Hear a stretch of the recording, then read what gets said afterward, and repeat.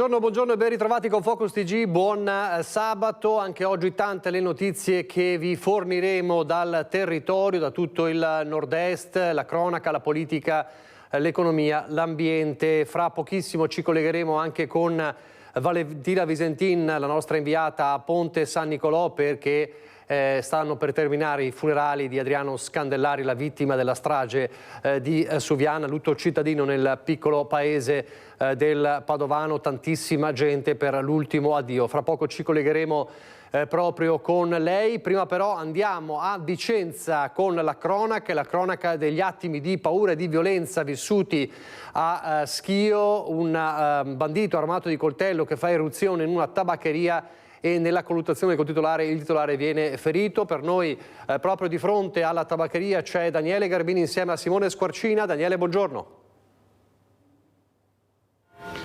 Sì, grazie Nicola, buongiorno a te, buongiorno ai telespettatori. Effettivamente, hai detto bene, alle mie spalle proprio questa è la tabaccheria che giovedì sera è stata rapinata da un giovane sui 20 anni, travisato, indossava una sciarpa e un cappuccio e si è introdotto con un coltello tentando di esportare l'incasso della giornata. Dentro si trovava il titolare, uno dei due, di solito sono una coppia di sposi, il signor Enrico, che ha visto entrare il malvivente e ha subito capito di che cosa stava trattando. Insomma, questo coltello impugnato gli ha intimato di dargli i contanti, soprattutto quelli di piccolo taglio intorno ai 5-10 euro, e in quel momento ha consegnato il denaro. Ha voluto anche quelli che erano un po' più grossi, intorno ai 20. Insomma, una volta era fatto tutto, ha cercato di uscire, fuggire, ha fatto quel tratto che vedete, che dall'uscita dal tabaccaio fino all'angolo con via Riolo, e quindi in quel momento aveva parcheggiato lì una bici, la bicicletta che poi sarebbe servita per una fuga veloce.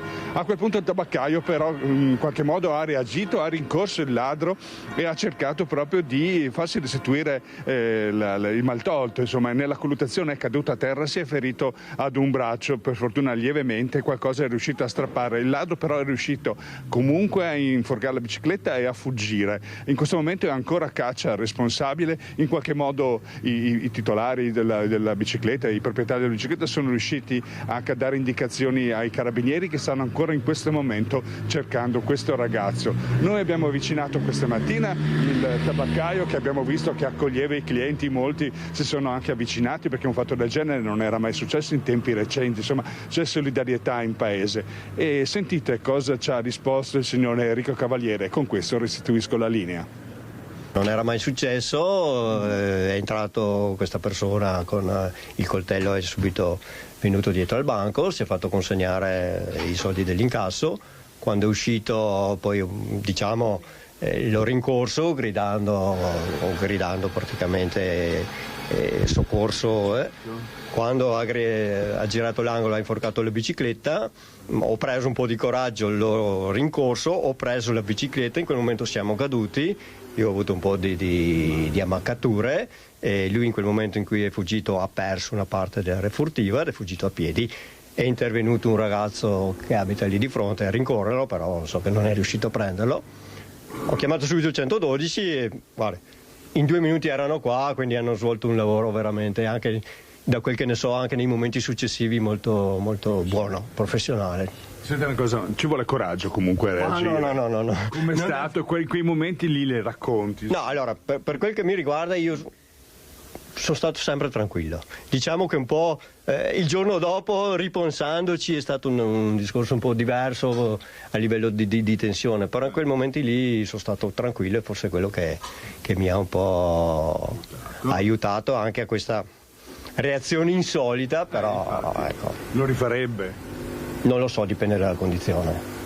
Sua moglie era preoccupata? Mia moglie è preoccupata e anche adesso è un po' di timore, per cui vedremo poi nel futuro come gestire meglio, sperando che non si ripeta, chiaramente. Ecco, cosa cambia adesso per voi? Proseguite col solito orario o è un segnale di che cosa? No, un po' di attenzione in più per quello che riguarda la sicurezza, però non cambia niente, proseguiamo. Poi qui abbiamo un paese in cui, diciamo, posso dirlo, tutti ci vogliono bene, le persone ci sono vicine, ecco.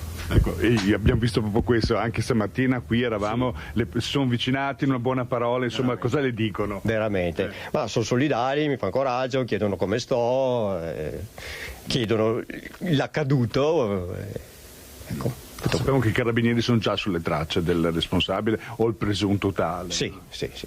Gli auguro un buon lavoro ai carabinieri e soprattutto conto sull'operato poi della magistratura. Così le parole del titolare della tabaccheria, insomma, nonostante la paura, il vigore di questo negoziante che ha ammesso lui stesso di essersi reso conto di quello che era successo soltanto molto dopo e di quello che eventualmente ha rischiato. A proposito di rapine, in questo caso una storia ancora più complessa, il caso che vi raccontiamo nel prossimo servizio, perché praticamente si tratta di due giovani, uno di questi della marca trevigiana, che pensate con un tranello, con la scusa di giocare alla PlayStation, hanno attirato in una trappola un loro conoscente, un loro coetaneo, un 24enne, in un'abitazione, poi lo hanno sequestrato in una stanza, lo hanno picchiato filmando anche il pestaggio per rubargli l'Apple Watch, un orologio di marca costoso, e poi sono arrivati anche a minacciare i suoi familiari. Una storia che viene da Pordenone, ma i protagonisti, appunto uno dei protagonisti è trevigiano, e il fatto è successo nel Veneziano, a Pramaggiore. Sentite. La vittima racconta di essere stato invitato in questo appartamento di un amico comune per giocare alla PlayStation. In realtà, poco dopo essere arrivato, ha capito che l'invito era una mera scusa ed è stato immediatamente rinchiuso a chiave all'interno di una stanza, e i due aggressori hanno prima cominciato a insultarlo, poi le hanno minacciato con un coltello, minacciandoli di fargli il segno della Nike sulla guancia, e poi hanno cominciato a picchiarlo e a aggredirlo violentemente per oltre 3 ore, fino a rapinarlo dell'Apple Watch. È stato questo il modus operandi che ha portato la polizia di Pordenone ad arrestare un 22enne di Chions e un 23enne di San Polo di Piave, italiani e di origine marocchina, accusati di reati come sequestro di persona a scopo di rapina e tentata estorsione. Non contenti, i due avevano persino deciso di filmare il tutto per riavere il costoso orologio. La vittima, un 24enne di Pordenone, anche lui di origini marocchine, avrebbe dovuto pagare la somma di 1.000 euro. I fatti, che risalgono allo scorso mese di novembre, sono avvenuti all'interno di un appartamento a Pramaggiore, nel Veneziano, a disposizione di un amico comune ai tre, risultato estraneo ai fatti. Spaventato dalle minacce che nelle settimane successive la coppia aveva rivolto, oltre che a lui, anche al padre e al fratello, il 24enne aveva deciso di trasferirsi fuori regione, una volta raccontato il fatto alla questura lo scorso mese di febbraio. È stata decisiva la denuncia presentata dalla vittima in questura, e poi, grazie agli ulteriori accertamenti effettuati anche su alcuni dei testimoni dell'aggressione, siamo riusciti anche ad acquisire una parte del video che gli stessi aggressori avevano girato nei confronti della vittima, con cui hanno ripreso appunto alcuni momenti dell'aggressione. Le indagini eseguite dalla polizia, coordinata dalla procura, hanno consentito di acquisire ulteriori elementi fondamentali, come il riscontro derivante dalle utenze telefoniche degli arrestati. Il GIP del Tribunale di Pordenone ha disposto per i due la misura cautelare degli arresti domiciliari con l'installazione del braccialetto elettronico. A proposito di questura, a proposito di Pordenone, c'è un 49enne poliziotto residente a Pordenone ma in servizio alle volanti della questura di Treviso che è in gravissime condizioni all'ospedale Ca' Foncello. È stato colpito nella notte tra mercoledì e giovedì, appena finito il turno di lavoro, da un malore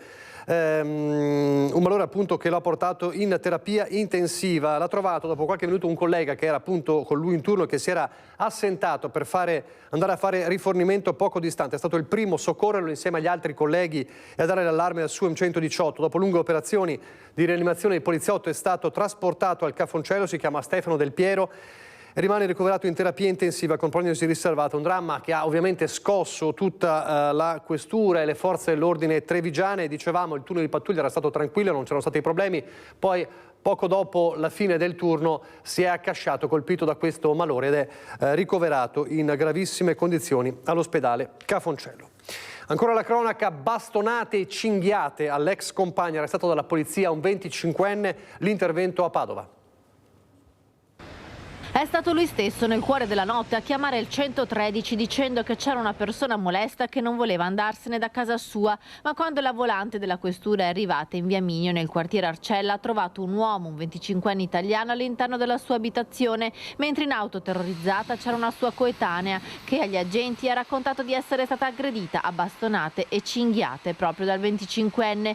La giovane ha detto in lacrime ai poliziotti di essere andata dal suo ex per trascorrere la serata insieme nonostante la loro relazione fosse finita da tempo, ma lui, non gradendo la sua presenza, l'ha prima offesa e poi aggredita, tirandole i capelli, mordendole la mano, colpendola al volto e picchiandola con un bastone in alluminio e poi con una cinghia, e infine l'ha minacciata con un coltello. Impaurita la donna è fuggita, rifugiandosi in auto, spaventata e ferita. La ragazza è stata portata in ospedale con un'ambulanza, il 25enne invece è stato arrestato per maltrattamenti all'ex compagna e si trova ora ai domiciliari. Nel 2023 era già stato colpito dall'allontanamento dalla casa familiare perché aveva minacciato il padre con un coltello.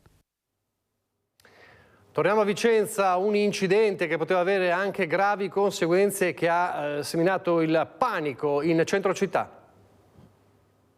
Poteva essere una tragedia, assolutamente sì. Perché comunque un passeggino, una mamma con un passeggino, una persona anziana poteva veramente fargli del male. Ore 12, il via vai di persone in corso Palladio è decisamente vivace a quell'ora. Un grosso furgone parcheggiato, sfuggito al controllo dell'autista, prende vita e percorre una cinquantina di metri autonomamente. Miracolosamente non investe nessuno e si ferma violentemente contro una vetrina di un negozio, sfondandola. Ho sentito un forte boato e mi sono avvicinata alla vetrina e ho visto che il furgone era entrato nel vetro e basta. Mi sono un attimino preoccupata che non fosse successo qualcosa a delle persone sul marciapiede, però in realtà anche il conducente non era nel furgone, cosa stranissima, pensavo fosse stato un malore e in realtà non aveva messo il freno a mano, per cui il furgone è venuto avanti da solo. Sul posto una pattuglia della polizia locale per i rilievi e accertare la dinamica dell'accaduto.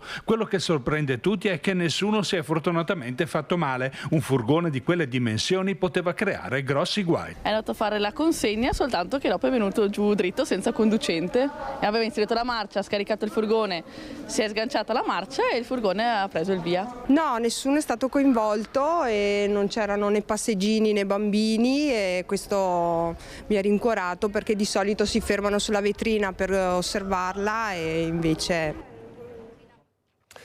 Così a Vicenza, torneremo a parlare di sicurezza stradale tra poco. Adesso però gli infortuni sul lavoro, fra poco ci collegheremo con Valentina Visentini da Ponte di San Nicolò dove è terminato da poco il funerale, l'addio, l'ultimo saluto ad Adriano Scandellari. Prima però una sentenza che è arrivata ieri dal Tribunale di Treviso che riguarda una tragedia avvenuta nel 2017.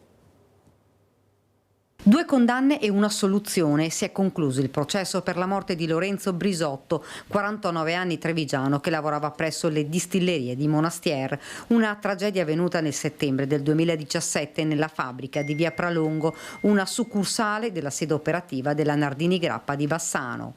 La vittima, secondo gli accertamenti della procura, morì a causa delle esalazioni delle vinacce mentre lavorava all'interno di uno dei silos.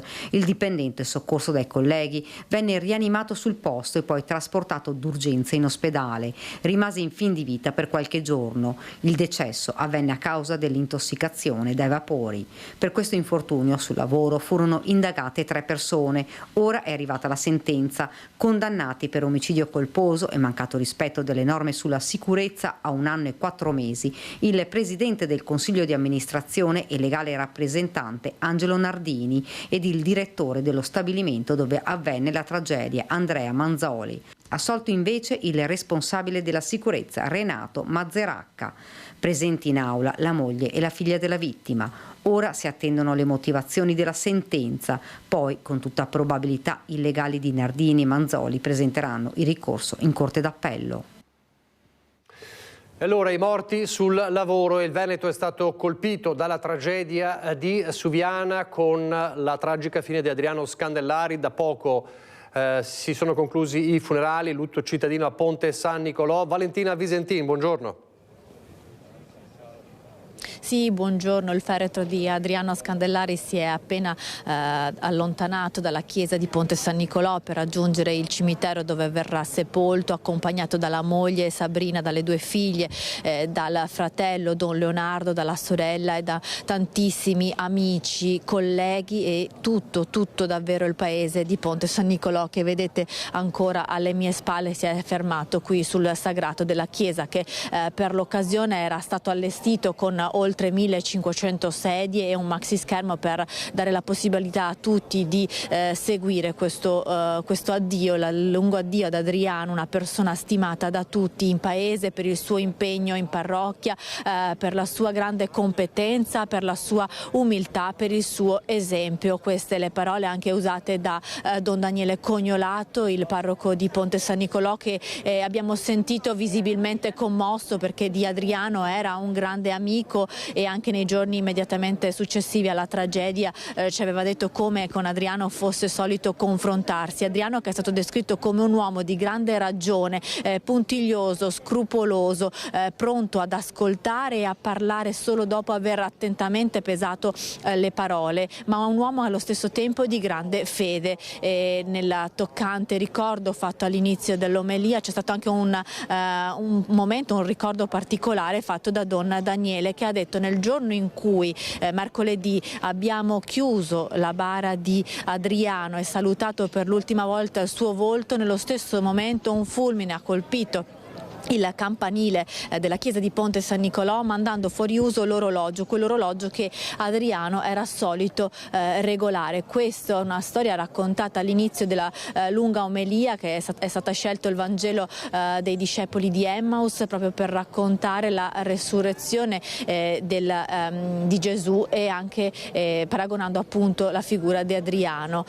Toccante poi la lettera delle 2 figlie minorenni di Adriano, che è stata letta sempre da Don Daniele. Hanno ricordato il papà: il tuo esempio sarà sempre vivo nei nostri cuori, sei stato un papà affettuoso, sempre disponibile, ci portavi in montagna per godere della bellezza del paesaggio e per non imparare a non avere paura di nuovi sentieri. Siamo fiere di te e della tua dedizione al lavoro, sentiamo già la tua mancanza, ci mancheranno i tuoi abbracci, il tuo profumo, il tuo sguardo che ci trasmetteva sempre gioia e amore, ma resterai sempre vivo nei nostri cuori. Con queste parole delle figlie si sono conclusi i funerali e appunto, come vi dicevo pochi minuti fa, il feretro si è diretto verso il cimitero di Ponte San Nicolò. Tra le autorità presenti anche l'assessore regionale Roberto Marcato e per il comune di Padova l'assessora Francesca Benciolini, che di Adriano Scandellari ne era stata anche compagna al liceo.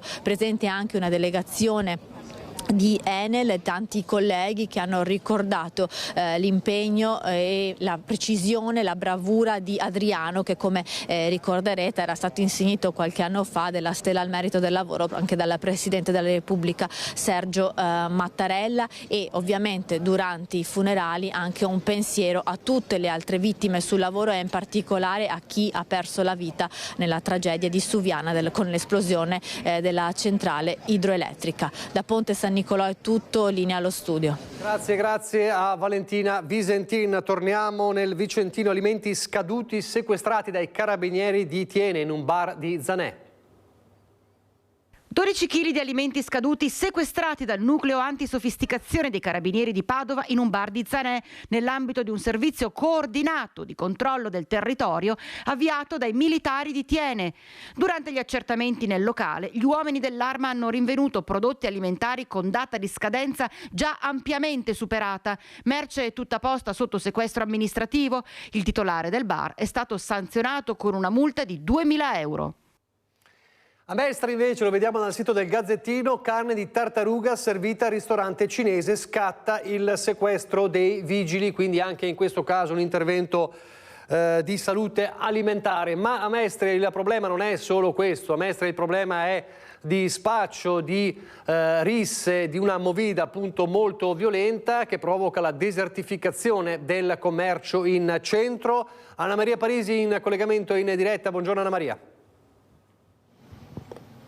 Sì, buongiorno, nuovamente in diretta da Mestre, da via Palazzo, sede del comune, sede mestrina del comune, questa che vediamo alle nostre spalle con le immagini di Simone Merlo. Perché? Per parlare nuovamente di una rissa violentissima scoppiata giovedì notte, anzi a notte inoltrata, quindi già nella mattinata di venerdì, proprio in uno dei bar di via Palazzo, che è uno dei bar che si trova praticamente a ridosso della sede del municipio mestrino, con una donna che sarebbe stata presa violentemente, addirittura non soltanto a botte ma anche a calci, così da un residente che ha chiesto l'anonimato per paura di ritorsioni. Con me ben due ospiti, ovvero Fabrizio Coniglio alla mia destra, presidente nazionale del coordinamento No Mala Movida, e alla mia sinistra Paolo Ticozzi, consigliere comunale di opposizione del PD. Prima con Fabrizio Coniglio per chiedergli subito due dati in merito all'incontro che ha avuto con il prefetto in merito alla questione sicurezza qui in via Palazzo. Bene, buongiorno a tutti. Siamo stati giovedì ricevuti per la seconda volta dal prefetto, dottor Darco Pellos, che si sta dimostrando sempre più calato nella situazione e nella realtà mestrina. Un incontro molto costruttivo, abbiamo fatto chiaramente un riferimento alle zone calde che oggi purtroppo vive Mestre, parlo appunto di via Palazzo, la via Palazzo notturna, perché la via Palazzo mattutina è un pullulare di risorse, è bellissima, solo che di notte, ahimè, si trasforma. Un po' come Dr. Jekyll e Mr. Hyde. Ecco, lei ha fatto proprio ha fatto un pattugliamento notturno? L'ho fatto sabato scorso, sono stato prima a Venezia, dove c'è anche lì un tema di malamovida in alcuni sestieri, e poi di corsa sono arrivato qui nella mia Mestre, alle 2 di notte mi sono reso conto, toccando con mano, com'è la movida mala qui in via Palazzo, quindi il prefetto sa tutto. Io non ci vivrei qui e dico tutto dicendo questo. E naturalmente i colloqui che abbiamo costanti con prefetto, questore e con il comune ci portano sempre ad ascoltare interventi che ci saranno sicuramente. È chiaro che dobbiamo scontrarci con una legge antica ormai, la legge Bersani, che ha stravolto un po' tutto il quadro del commercio, secondo noi non positivamente, però siamo sicuri che tutti gli interventi che verranno posti in essere depotenzieranno questo tremendo fenomeno, e posso dirlo con cognizione di causa questo, perché coordinando tutta Italia le situazioni che registriamo a Milano, Torino, ma nella stessa Gubbio sono pari. Milano è fuori controllo, Torino non ne parliamo, ma nella stessa Gubbio la malamovida è un tema all'ordine del giorno, e quindi purtroppo sappiamo che se non cambiano le leggi nazionali e non vengono date delle sanzioni molto più importanti, e vorrei dire tra virgolette violente, a questi gestori che non rispettano le regole della convivenza, sarà molto difficile la lotta. Noi ci impegniamo per cambiare queste leggi. Ecco, allora abbiamo sentito che da parte del prefetto le rassicurazioni su interventi che avverranno a breve, conferma Presidente? Credo di sì. Ecco, crede di sì.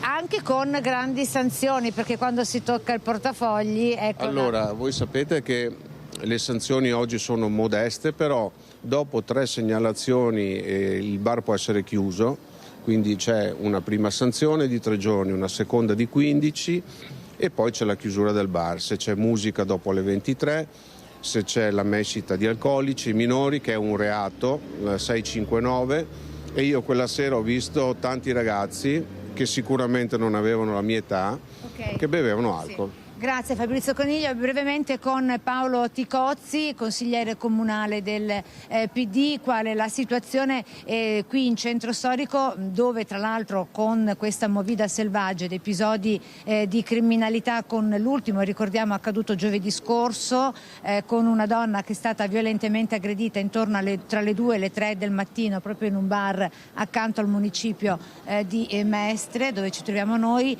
si assiste anche alla desertificazione realizzazione delle attività commerciali? Sì, allora ovviamente sono dei problemi complessi. Il problema fondamentale è che c'è una scarsa gestione da parte dell'amministrazione comunale di tutto quello che riguarda il commercio e la sicurezza. Basti pensare che la commissione consiliare dedicata al commercio è quella che è stata meno convocata fra le commissioni consiliari a cui partecipiamo.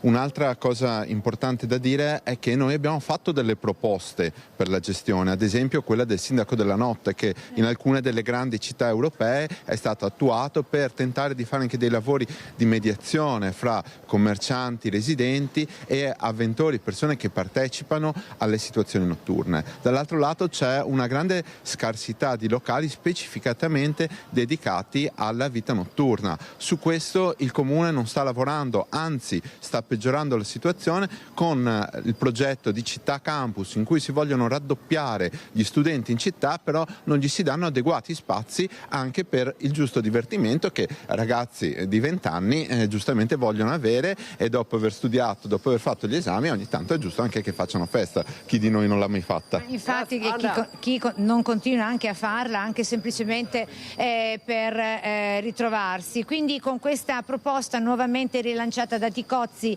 del sindaco notturno e grazie anche al collegamento con Fabrizio Coniglio restituiamo la linea da Mestre. Grazie Anna Maria, grazie anche ai tuoi ospiti. Torniamo a Treviso, prima di collegarci con Christian Arboit. C'è il caso della multa annullata in Cassazione, bocciata in Cassazione, la multa dell'autovelox che rischia di creare un vero e proprio caos in tutti i comuni. Il comune però di Treviso tira dritto e dice le telecamere restano accese, e poi andiamo in diretta da Christian Arboit. Allora vediamo il servizio e poi in diretta. Autovelox in tangenziale, la Cassazione dice l'ultima parola annullando la sanzione presa nel 2021 da un automobilista trevigiano che correva 97 km all'ora con il limite dei 90. Respinto ricorso del comune. Motivo: l'apparecchiatura utilizzata per rilevare la velocità è approvata ma non omologata. Una sentenza che allarma il comune di Treviso, come tutti gli altri che utilizzano questi autovelox, per il rischio di vedere annullate tutte le future sanzioni. Rischio che in un primo momento stamane aveva fatto ipotizzare lo spegnimento degli stessi autovelox. Nel pomeriggio, consultati i legali, la nota di Casugana: gli autovelox resteranno accesi, troppe ancora le variabili in gioco per prendere una decisione così drastica, anche perché l'eventuale notifica delle sanzioni potrebbe scadere, si legge, successivamente all'emanazione di ulteriori pronunce giurisprudenziali o auspicabili provvedimenti normativi o regolamentari.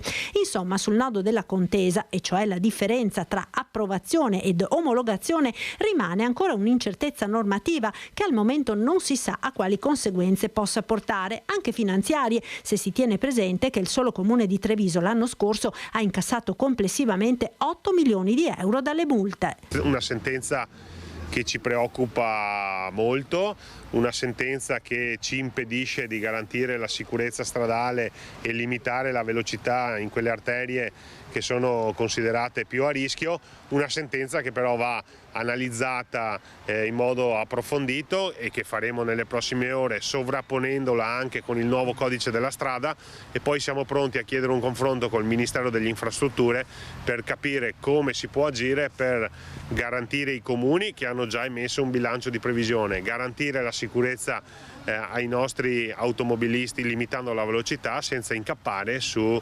altri ricorsi che creano burocrazia, perdita di tempo e anche un danno all'ente.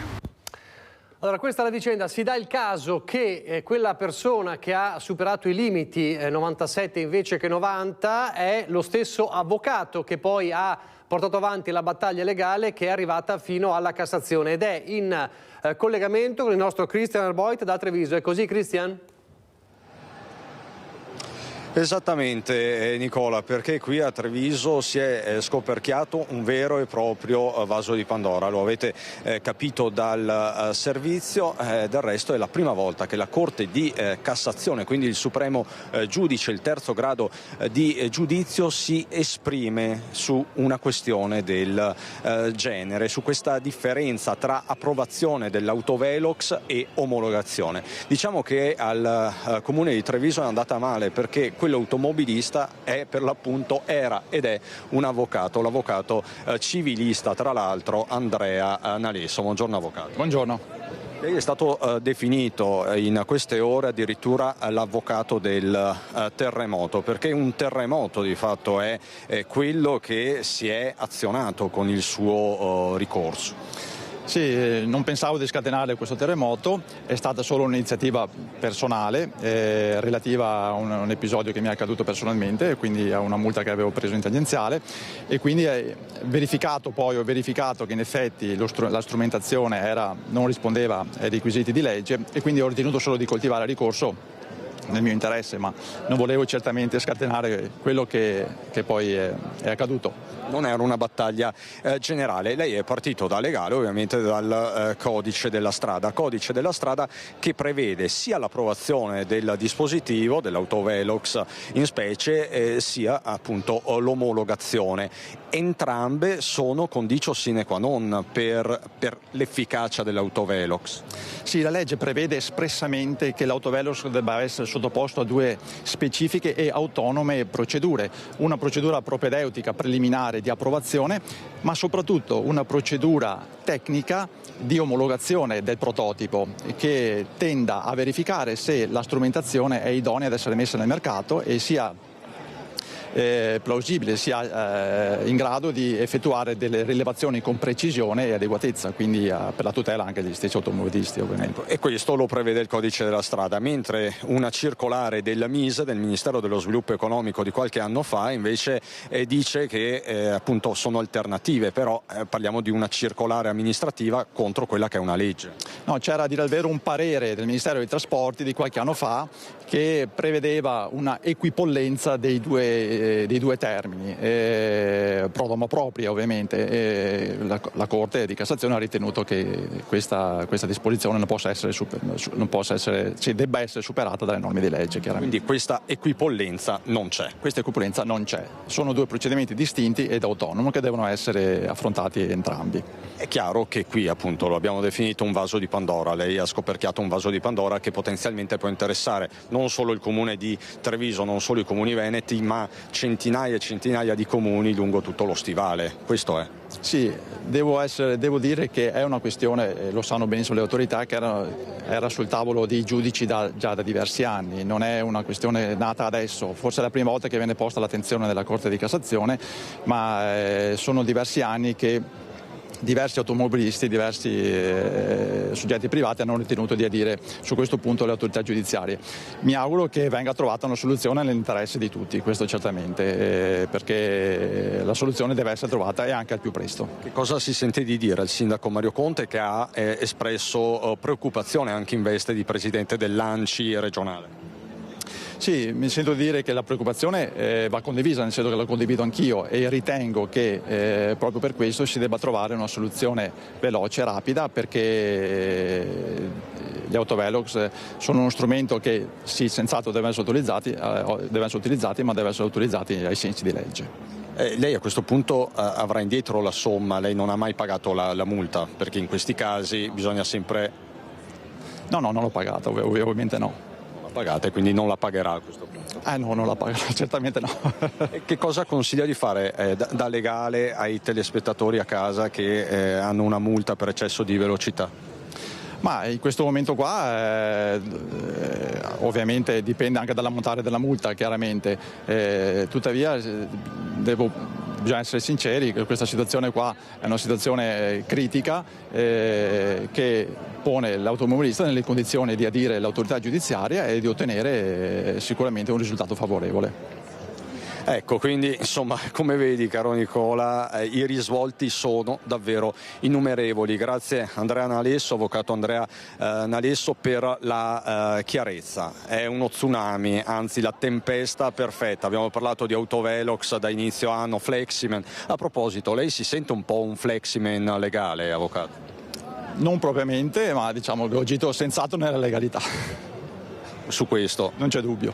Grazie di nuovo avvocato, scusate la battuta, ma a questo punto insomma il fronte è più aperto che mai. Con Tommaso Migotte e Alberto Pivetta, Nicola, ti restituisco la linea. Grazie a Cristian Arboit, grazie anche all'avvocato. In effetti sì, si può definire un fleximan legale, nel senso che ha agito secondo tutti i criteri, la Cassazione gli ha dato ragione, quindi meglio sicuramente l'avvocato di Fleximan. La pubblicità, poi torneremo a Venezia, una Venezia che è tornata a colorarsi nel Canal Grande a verde e rosso fluorescente, un altro blitz ambientalista che ha fatto arrabbiare i veneziani.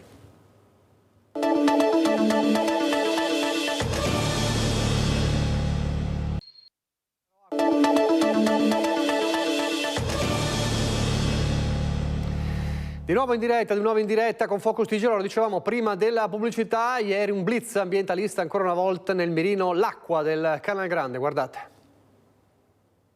Rosso e verde fluo. Nel primo pomeriggio il Canal Grande era così. Si tratterebbe di un'azione, non è la prima, degli attivisti di Extinction Rebellion. Il colorante, ancora da stabilire se innocuo o meno, è stato versato da un vaporetto della linea 1 proveniente dalla fermata del Giglio diretto verso l'Accademia, dove poi la polizia l'ha fatto fermare per bloccare i responsabili.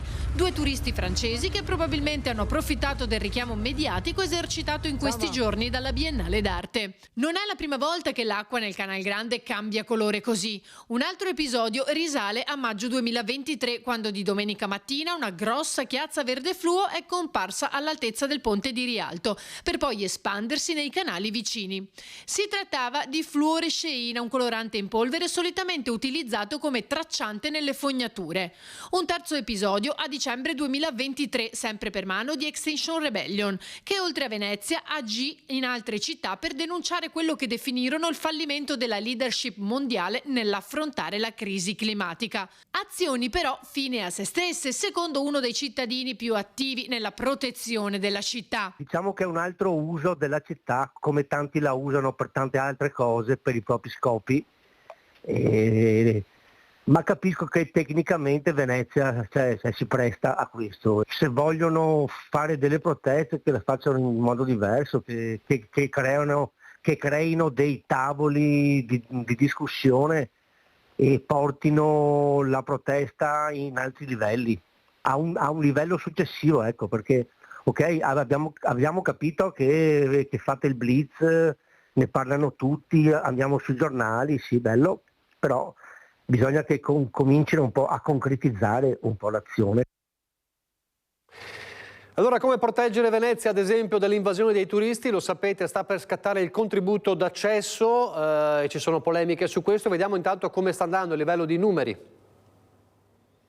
Siamo a 100.000 prenotazioni, qui abbiamo sia i prenotanti e paganti, sia i prenotanti dichiarandosi poi esenti perché residenti in Veneto o perché turisti pernottanti in albergo. Sono numeri sicuramente impegnativi, però che cresceranno, perché si tratta di 100.000 sui 29 giorni, non ovviamente solo il 25 aprile, cresceranno perché il turismo giornaliero, quindi il turismo che poi pagherà, è un turismo che prenota un po' più a ridosso, insomma, sceglierai gli ultimi giorni di andare a visitare Venezia. Mancano pochi giorni all'entrata in vigore in fase sperimentale del contributo d'accesso il 25 aprile, che prevede la prenotazione per entrare a Venezia in determinate date dell'anno, una giornata che si preannuncia impegnativa. Da parte nostra con grande umiltà, ci chiediamo già scusa per il disagio e lavoriamo per chiedere la collaborazione di tutti perché dobbiamo salvare Venezia. Non è un motivo per far cassa, anzi spenderemo quello che incassiamo, se non di più. Lo scopo è trovare un diverso modo di visitare Venezia, disincentivare il turista giornaliero in quei giorni, in quei 29 giorni, invitarlo a visitare altri momenti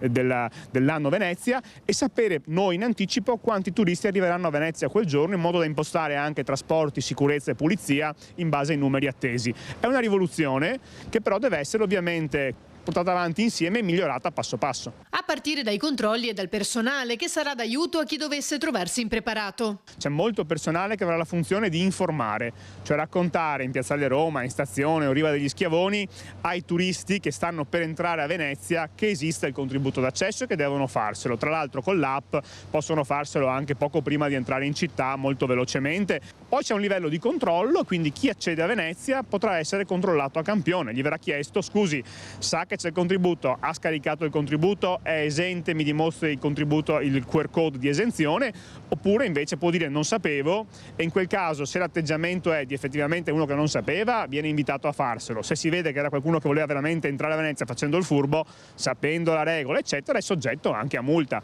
E in attesa di vedere come andrà la prima giornata, Venturini non nasconde preoccupazione per chi quel giorno metterà in scena una protesta. Speriamo che almeno rispettino le leggi, non facciano male a nessuno, non danneggino nulla, perché altrimenti insomma sarebbe veramente una brutta scena per la città. Ognuno ha la sua opinione. Rimarco però che se li avessimo ascoltati qualche anno fa non avremmo il Mose e quindi Venezia ogni autunno andrebbe sott'acqua negli ultimi anni, quindi per fortuna non li abbiamo ascoltati. E poi sappiamo che ci sarà anche una manifestazione invece di protesta proprio quel giorno. Le opposizioni sono contrarie evidentemente a questo sistema. Lo racconteremo poi lo stesso 25 aprile, ma lo racconteremo anche in questi giorni che si avvicinano a quella data. Dai problemi di gestione di una città come Venezia ai problemi dell'agricoltura, con Lucio Zanato a Farra di Soligo. Buongiorno Lucio. Buongiorno Nicola, buongiorno ai telespettatori di Rete Veneta. Sono con il presidente della latteria di Soligo, Lorenzo Bruniera, perché oggi c'è l'assemblea dei soci e qui è emerso ancora una volta come la cooperazione sia fondamentale per tenere in piedi l'agricoltura. Voi pagate 65 centesimi al litro il latte per dare sostanza e sostentamento ai nostri allevatori, quando il latte spot, cioè quello che arriva dentro dall'Italia, dall'estero, viene pagato 40 centesimi. Voi insomma state facendo sostanzialmente sostentamento e non fate però utili, perché gli utili li date proprio agli allevatori. Beh, lo scopo della cooperazione. La cooperazione è nata quando il Toniolo, ancora nel 1883, hanno costruito queste cooperative. La cooperativa si sostituisce dal privato, in quanto il privato fa del reddito per conto suo, si tiene il reddito, mentre la cooperativa quello che produce lo distribuisce al territorio, distribuisce ricchezza al territorio, ma non è che sia ricchezza quella che distribuisce sostentamento per queste stalle, perché altrimenti non avrebbero futuro. Non si può mungere e non dare niente al territorio. I nostri allevatori hanno bisogno di investire, senza investimenti uno muore, i figli non si fermano a produrre. È questo che il sistema deve capire, la politica deve capire, ma anche la grande distribuzione chiediamo che questo venga capito, perché senza latte, senza un prodotto di materia prima, senza un prodotto italiano non c'è futuro, non abbiamo le DOP che ci sono, non abbiamo queste eccellenze che ci sono, e la cooperazione riesce a fare questo, che sia nel latte che sia nel vino. Non esisterebbe il Prosecco se non fosse stato per la cooperazione, per gli impianti, per gli agricoltori. Ed è quello che ieri sera lei ha detto proprio ai viticoltori, giusto per stare nel tema più generico dell'agricoltura. Voi state facendo soldi qui nella DOCG perché prima ci sono state le cantine sociali che hanno permesso a chi c'era prima di voi di stare in piedi. Beh, ma questo è un minimo che uno capisce, perché se si pensa che senza agricoltori e senza le cantine sociali qualcuno avrebbe potuto avere il Prosecco, e anche bisogna dire che se in questo territorio, nella grande DOCG, perché è un vino che è meraviglioso, non ci fosse stata prima la latteria di Soligo, neanche non ci sarebbero stati quegli agricoltori che hanno riempito queste colline, che prima era il fieno e la vacca di sostentamento, no, di questo Prosecco. Questo Prosecco è giusto che ci siano anche quelli che lo portano in giro assieme alle cooperative e che si portano all'estero, no? Però è un sistema che deve funzionare, non soltanto che deve funzionare per gli immutiliatori, e non si deve tenere presente i produttori e naturalmente quelli che trasformano. Ecco, di una battuta finale, perché abbiamo poco tempo. Che futuro la nostra agricoltura e soprattutto che futuro l'allevamento? Voi avete su 117 conferitori soci, ne avete 16 che fanno il 50% di latte. Se chiude uno di loro rimanete senza latte. Però sono quegli allevatori che avranno futuro, perché le stalle che sono sostanzialmente forti e che hanno dei dipendenti sono quelle che hanno più sicurezza, perché il nostro problema nel mondo della zootecnia è il ricambio generazionale. Nel momento in cui manca qualcuno della famiglia, no, quell'azienda viene chiusa, o perché non ha figli o perché ha soltanto che donne, ma ci sono donne che fanno anche le allevatrici. Però le aziende invece strutturate, quelle che riescono a essere più forti e hanno investito, saranno quelle che avranno che hanno la continuità. Perciò non le guardiamo come un pericolo, sono una risorsa, ma è logico che se una di queste muore, no, lasciano un buco. Tanti gli argomenti che sono stati toccati oggi, al di là del bilancio sociale della latteria. Ve li racconteremo questa sera. A te la linea, Nicola. Grazie a Lucio Zanato. E a proposito di agricoltori, anche dal Bassanese pronti a scendere in protesta davanti ai porti del Sud Italia per tutelare il Made in Italy. Agricoltori pronti a manifestare ai porti del Sud Italia. Non si ferma la protesta dei coltivatori, contrari a una linea che rischia di minare il lavoro portato avanti con fatica dalle aziende agricole di tutto lo stivale, Veneto compreso. Vogliono dire basta al latte austriaco usato nelle nostre aziende come locale, basta asparagi dall'Ungheria o grano dalla Russia spacciati nei nostri ristoranti come locali. Azioni che, come è stato ripetuto in più occasioni da chi vive di agricoltura, mettono in croce un comparto di altissima qualità, fatto di tipicità e peculiarità dei singoli territori. E allora, dopo i trattori a Bruxelles, sono pronti a manifestare ai porti per tutelare al massimo la qualità del Made in Italy. Una calata compatta che coinvolge anche il nostro Bassanese. I prossimi appuntamenti saranno anche quelli di andare a presidiare i porti italiani, dove entrano prodotti anche da lì che spesso non sono controllati, oppure addirittura entrano prodotti in grande quantità e triangolati tramite paesi esteri. Pensiamo, non so, al grano russo, che è stato importato in quantità eccessive nei paesi europei, appunto per affossare i mercati, e queste sono tematiche importanti che bisogna tenere sotto controllo con estrema accuratezza. Ecco, quali saranno i porti che saranno controllati? I porti che verranno controllati saranno i principali porti del Sud Italia, dove appunto grandi navi piene di prodotto e di materie prime attraccano, e lì sarà compito nostro, assieme ovviamente alle forze dell'ordine, perché queste poi manifestazioni vanno fatte assieme all'ausilio delle forze dell'ordine per controllare e garantire poi i prodotti che finiranno il giorno dopo sulle tavole dei consumatori. Quindi una delegazione partirà anche dal Veneto, quindi dal Vicentino, anche dal nostro territorio ci sarà una rappresentanza. Certo, come è sempre stato in questi anni, il Veneto, in particolare Vicenza, non si è mai tirata indietro, anzi va anche ringraziato di cuore il ruolo degli agricoltori vicentini, che spesso e volentieri, nonostante già il lavoro agricoltore sia difficoltoso, riescono anche a lasciare l'azienda per un paio di giorni e andare a fare un qualcosa che diventa importante. Pochi istanti di pubblicità, poi di nuovo in diretta.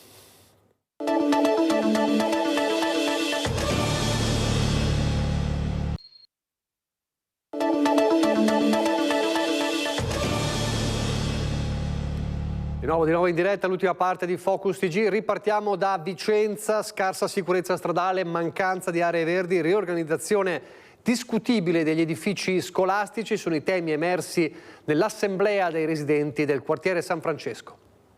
I residenti del quartiere San Francesco alzano la voce nei confronti dell'amministrazione comunale perché vogliono contare di più ed essere ascoltati. Ieri sera in una assemblea pubblica hanno invitato i rappresentanti della giunta per evidenziare i problemi più urgenti che da troppo tempo attendono soluzioni, legati prevalentemente alla sicurezza stradale, alle scuole e ai parchi. Circa un centinaio i partecipanti alla riunione, presente l'assessore Cristiano Spiller. La nostra petizione è stata per abolire la costruzione dell'asilo nido, in quanto questa, noi precisiamo, non siamo contro l'asilo nido, siamo contro l'uso e l'abuso del territorio.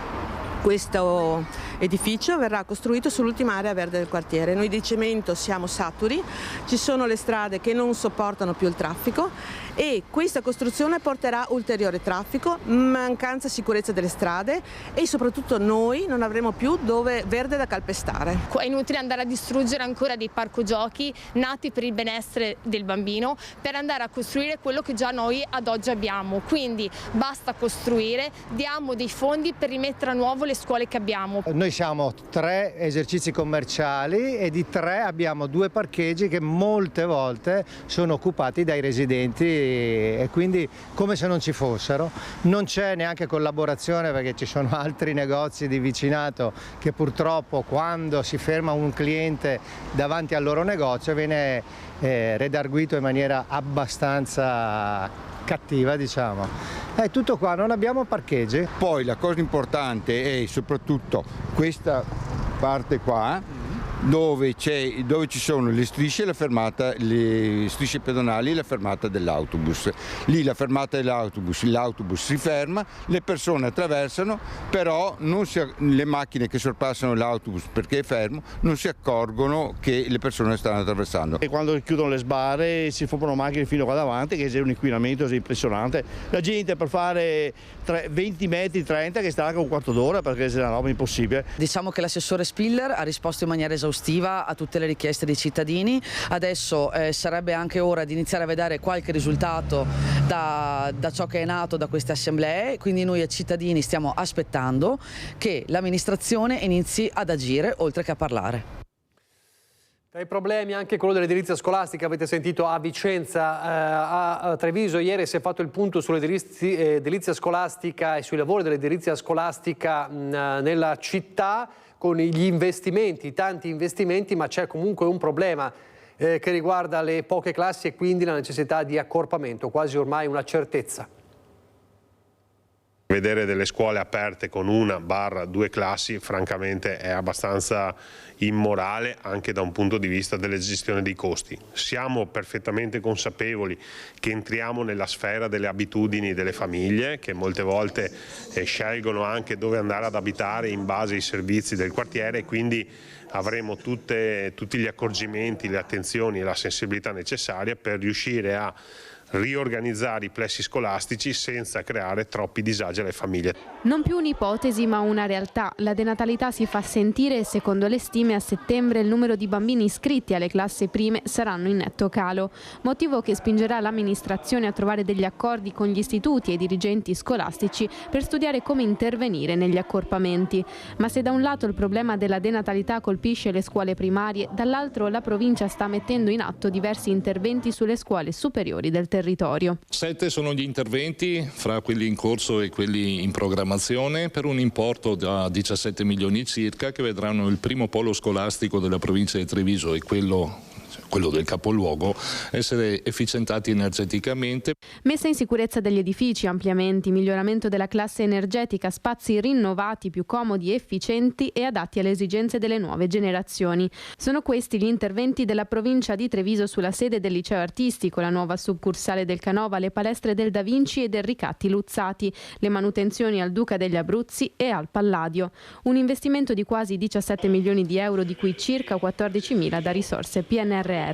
Resta aperto invece il nodo dell'Istituto Scarpa di Oderzo. Poche settimane fa la protesta di studenti e docenti che in Piazza Grande avevano svolto un'assemblea pubblica avente come fulcro la richiesta di una sede confacente ai propri bisogni. Intanto la provincia, grazie ad un terreno messo a disposizione dal comune, ha candidato lo Scarpa ad ottenere dei fondi circa 400.000 euro per la progettazione al Ministero dell'Istruzione. Stiamo dialogando per edificare una scuola nuova che, ricordo, abbiamo candidato in emergenza anche su un bando regionale, ammessa in graduatoria non finanziata perché non c'erano i fondi e non ci sono attualmente i fondi necessari, però ribadisco, è una sfida anche questa che stiamo affrontando. A proposito di scuola, a Preganzioli ieri l'aula gremita degli studenti alla Foscolo per il progetto La giustizia adotta la scuola. I diritti, una volta acquisiti, non sono acquisiti per sempre. Basta questa frase a far capire con forza quanto la figura di Tina Anselmi sia ancora ben presente, non solo tra gli studenti di qualche decennio fa, ma anche tra quelli dei giorni nostri.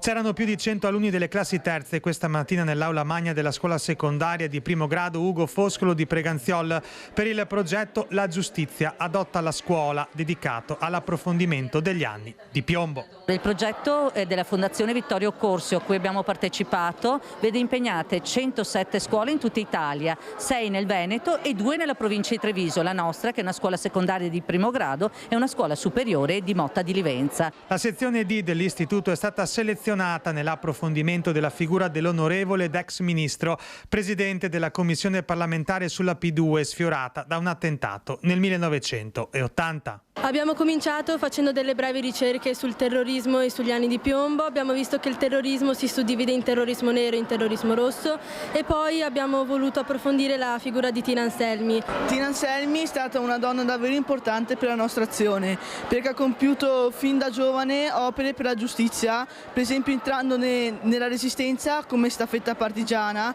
poi avviando la sua vita politica facendo la sindacalista e difendendo i diritti delle donne e dei lavoratori. Infine da ministro ha firmato davvero delle leggi importanti. Tina Anselmi mi ha affascinato molto soprattutto per la sua grande determinazione nel lavoro.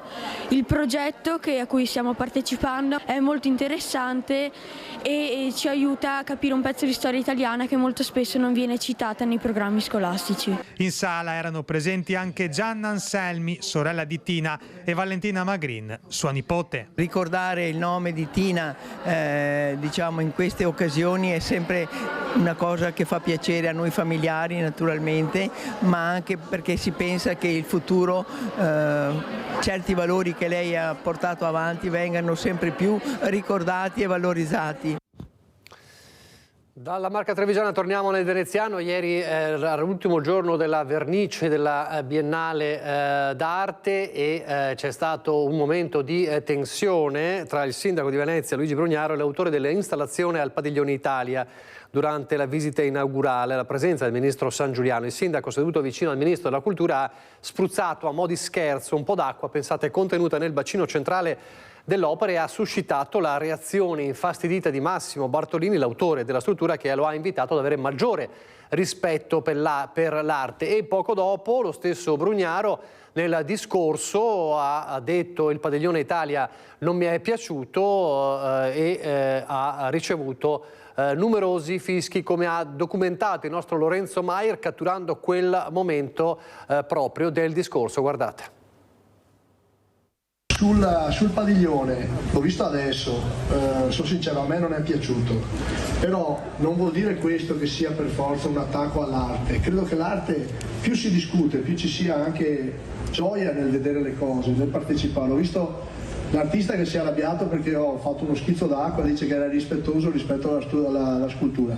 Io l'ho lasciato parlare, credo che però forse qualcun altro, magari qualche bambino, potrebbe mettere la mano nell'acqua, non è una cosa così grave. Partecipare, visto che si vuole usare, si usano i tubi innocenti, bisogna rendersi conto anche di quello che si fa. Ma io sono molto per il figurativo, spero che riusciremo magari un domani a avere un Padiglione Italia con magari più artisti. Questo lo decide il Ministero. Non so, purtroppo io dico sempre da quello che penso, continuerò a dirlo. Questa è una città libera ed è giusto anche accettare i fischi se non siete d'accordo, però penso che sia bello anche che ci sia qualcuno che dica la verità. Ecco, accettare i fischi come sto accettando io sarebbe bello che li accettassero anche altri. E allora l'arte deve essere discussione.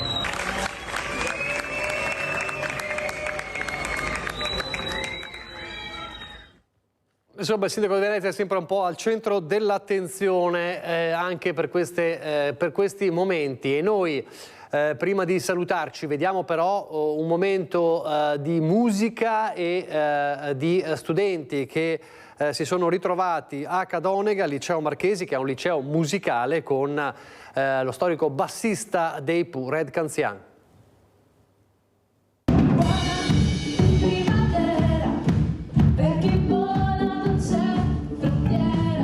Sono le note del celebre inno alla musica dei Pooh a salutare l'artista trevigiano Red Canzian, ospite del liceo musicale Marchesi a Cadoneghe.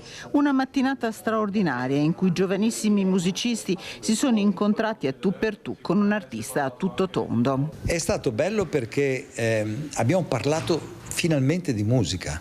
Nessuno ha parlato di televisione, nessuno ha parlato di tutto ciò che è intorno allo spettacolo, no? Questi ragazzi, venendo a fare una scuola come questa, quindi a studiare musica, hanno il concetto del valore della musica.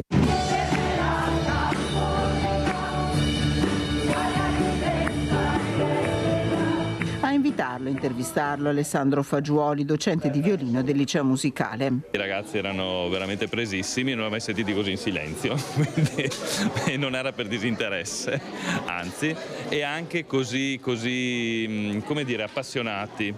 Devo essere sincero, avevo qualche dubbio, perché i Pooh sono, come dire, della generazione più mia, nostra, insomma un po' più, e invece ho visto proprio appassionatissimi. Ai futuri musicisti Red Canzian ha raccontato come la sua solida formazione di geometra sia stata fondamentale anche per la sua carriera, un Red Canzian che non ha resistito a fare musica con loro. Sono dei pazzi scatenati, abbiamo improvvisato qui al pianoforte. Però sai, quando c'è l'amore per il proprio mestiere e senti talmente tanto amore dall'altra parte nella richiesta, devo dire che mi sono anche emozionato a farlo, mi è piaciuto molto. E poi è venuto anche bene.